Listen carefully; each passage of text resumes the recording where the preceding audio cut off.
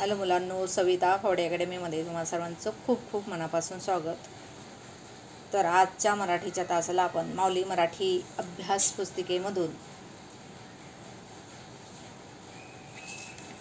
आपला धडा 14 गुरुपौर्णिमा या धड्यावरील प्रश्नांची उत्तरे अभ्यासणार आहोत.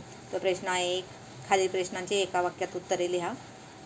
त्याच्यामध्ये 1 नंबर प्रश्न आहे, गुरुपूजनाचा दिवस कोणता आहे? उत्तर लिहायचं आहे, गुरुपूजनाचा दिवस गुरुपौर्णिमा आहे. गुरुचे पूजन कोठे केले जाते? देवळात, आश्रमात, शाळेत, महाविद्यालयात, गुरुकुलात गुरूंचे पूजन केले जाते. शालेय जीवनात शिक्षक कशाचे धडे देतात? तर शालेय जीवनात ज्ञान, कला, विज्ञान यांचे धडे शिक्षक देतात.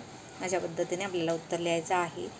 4 नंबरला आहे प्रश्न, गुरुबद्दल कृतज्ञता व्यक्त करणारा दिवस कोणता आहे? आपण उत्तर लिहायचं आहे, गुरुपौर्णिमा हा दिवस गुरुबद्दल कृतज्ञता व्यक्त करायचा दिवस आहे. प्रश्न 5वा आहे, नवजात बालकाला संस्कार कोण घडवतो? उत्तर लिहायचं आहे, नवजात बालकाला संस्कार घडवतो तो पिता.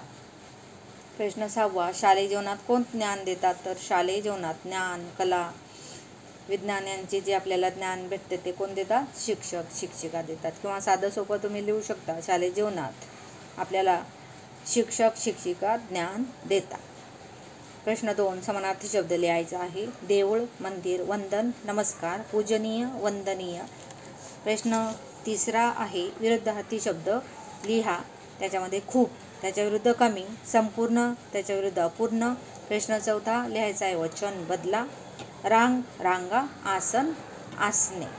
प्रश्न 5वा आहे, अशुद्ध शब्द शुद्ध करून लिहा. तर इथे अशुद्ध शब्द दिलेला आहे, त्याच्यापासून आपल्याला आचार्य असा अर्थपूर्ण शब्द बनवायचा आहे. 2 नंबरला आहे अशुद्ध शब्द, त्याच्यापासून आपल्याला शास्त्रज्ञ असा अर्थपूर्ण शब्द बनवायचा आहे आणि इथे लिहायचा आहे. 3 नंबरला आहे, जो शब्द आहे तो उलटसुलट दिलेला आहे, अर्थपूर्ण शब्द आपल्याला त्याच्यापासून बनवायचा आहे. तर सर्वश्रेष्ठ असा अर्थपूर्ण शब्द तयार होतो. प्रश्न 6वा, थोडक्यात उत्तरे लिहा. त्याच्यामध्ये 1 नंबरला आहे, गुरूंचे मानवी जीवनातील महत्त्व स्पष्ट करा. भारतीय संस्कृतीमध्ये देवांना जितके महत्त्व आहे तेवढेच महत्त्व गुरु आणि सद्गुरू यांना आहे. मानवी जीवनात गुरूंमुळे आपल्याला जीवनाला आकार मिळतो.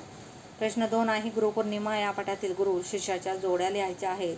याज्ञवल्क्य, जनक, संदीपनी कृष्ण, सुदामा, विश्वामित्र, राम, लक्ष्मण, परशुराम, कर्ण, द्रोणाचार्य, अर्जुन. अशा पद्धतीने.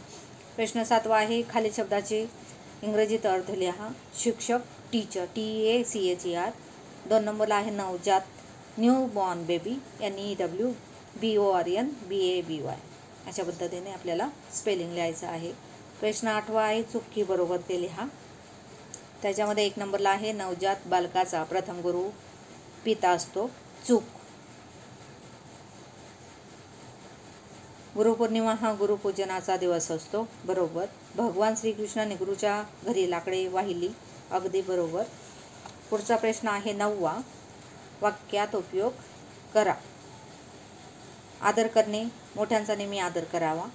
2 नंबरला आहे, स्वागत करणे, घरी आलेल्या पाहुण्यांचे आम्ही स्वागत करतो.